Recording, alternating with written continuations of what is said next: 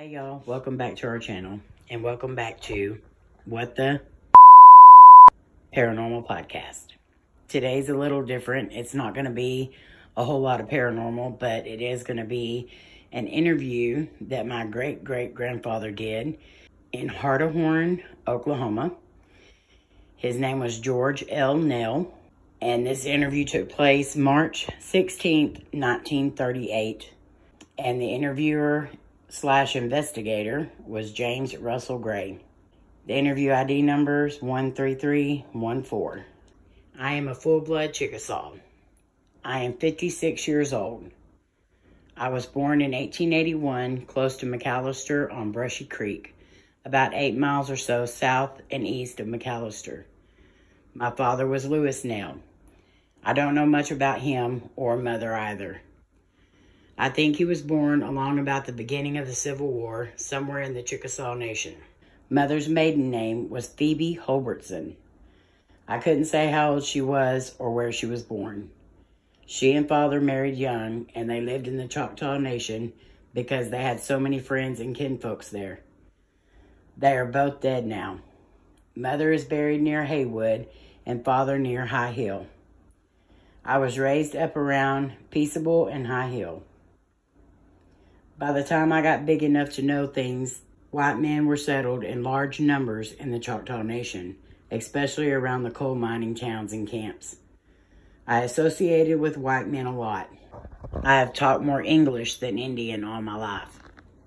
I can talk Chickasaw a little though, and Choctaw pretty good. When I was a young fellow, I saw that the Indian government couldn't last. I saw there was no point in being old-fashioned and trying to hold back progress. So I tried to adjust myself to live where all kinds of people, no matter what race or color, lived under one government as one people. I have never paid much attention to the fact that I am full-blood Indian. I just considered myself an American. I guess you have noticed, though, that I have Indian features and coloring. My skin is dark and my hair is straight and black. My profile slopes both ways from the nose just a little. I am small and light, but I have always been native and strong. The first house I remember living in was a 2-room log cabin. It had a stick and mud chimney where we did most of our cooking. Later we bought a stove, but before 1900, most of the poorer people in the Choctaw Nation did their cooking at a fireplace. Most of them lived in houses made of logs too. The average house at that time was of logs and had maybe 1 or 2 rooms. Some of the houses had dirt floors, others had floors or split logs. The cracks in the walls between the logs were filled with mud called chinking. A lot of the houses did not have any windows at all, just one door. In summertime, people often knocked out some of the chinking in the walls to let more air in and light. Some houses had openings for windows without glass. There would be a wooden shutter to close at night and in the winter. Some houses had thin skin in their windows to let in a little light, but keep out most of the wind and rain. We burned wood for fuel. Wood was plentiful and easy to get. We got our water supply at the nearby creeks and from springs. But now and then, you'd see a well, the old-fashioned kind called a dug well. These wells were dug with a pick and shovel and were lined with rock. Usually, there was a homemade bucket to hoist the water. Living conditions were not so radically different from what they are now. People just adapted themselves to circumstances. And I imagine that under the same circumstances, people nowadays would live about as people did back then when I was a boy. Of course, we were influenced a lot by the old Indian customs. The clothing people wore then wasn't so different as you might think. It was chosen for its ability to stand lots of wear, and it was usually rough and comfortable. Most of the Indians and cattlemen then wore sort of a cowboy garb. Big hats, cowboy boots, shirts of wool or cotton or calico. Trousers tucked into boots. This outfit could be varied as to color and quality to suit the taste or the pocketbook of the wearer.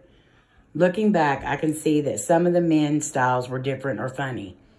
Some of the white men, when they wanted to dress up, wore high, stiff collars, string ties, trousers with tight legs, and some wore high-buttoned shoes. Before the white men got so thick in the Choctaw Nation and brought in so many of their own customs and ambitions, people lived without working very hard.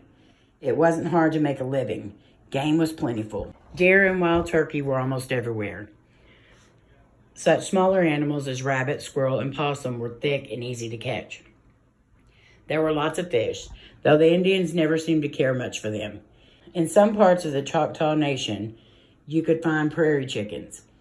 The woods were full of cattle and hogs, and if you found a cow or a hog that was unbranded, you could kill and eat it according to the tribal law.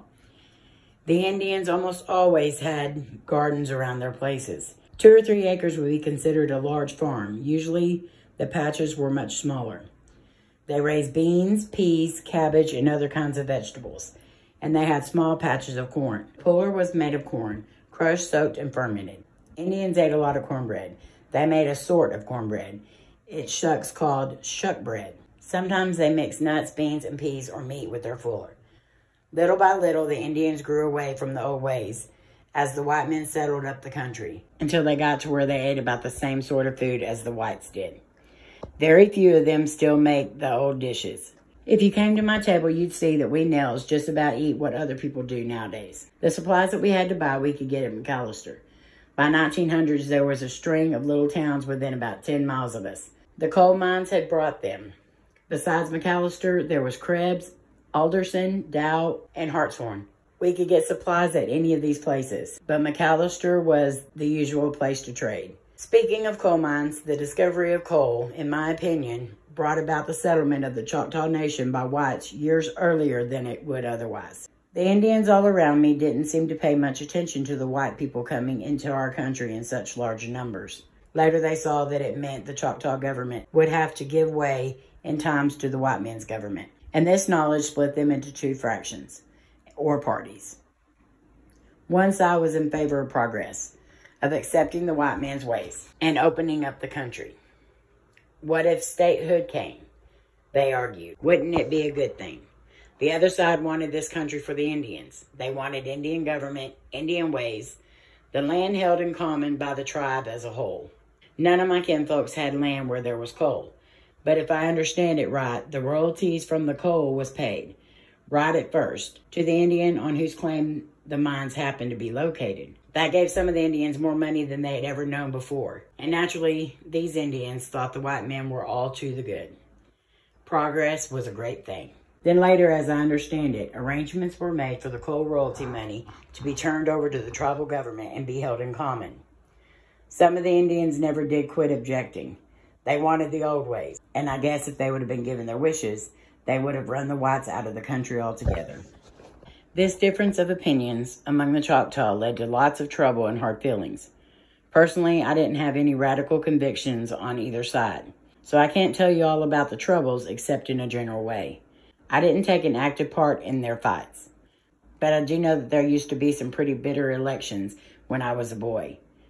Green McCurtain was always running for high chief on the progressive aids, and some other influential Choctaw would oppose him on the nation's side. Some of the Indians would get so worked up over these elections that there would be a fight. A few were killed. Personally, I didn't lead a very exciting life in a way. It's hardly worth the talking. After Father was dead, Mother and I moved over near Opler, except for the 3 years spent in Ardmore. We lived in Opler and Haywood from 1893 to away after statehood.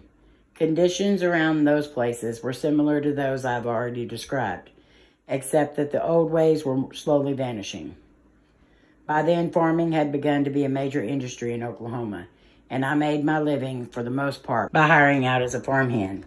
Cattle raising was a big industry too. Sometimes I helped around a ranch. As I have said, the Indians weren't much to farm, except for the small patches for their own uses. But the white people farmed on a larger scale.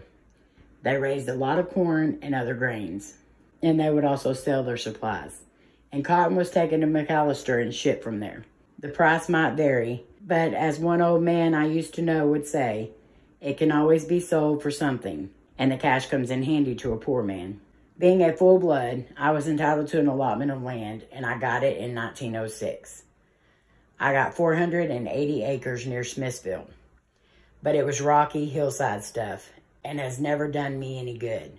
I'm afraid that my story won't have any historical significance, but maybe one of the customs I have described will be worth writing down. You have probably heard that the Choctaw Nation was a wild and woolly place before statehood, with men killed right and left. According to my experience, this was all wrong. Life was as dangerous then as it is now.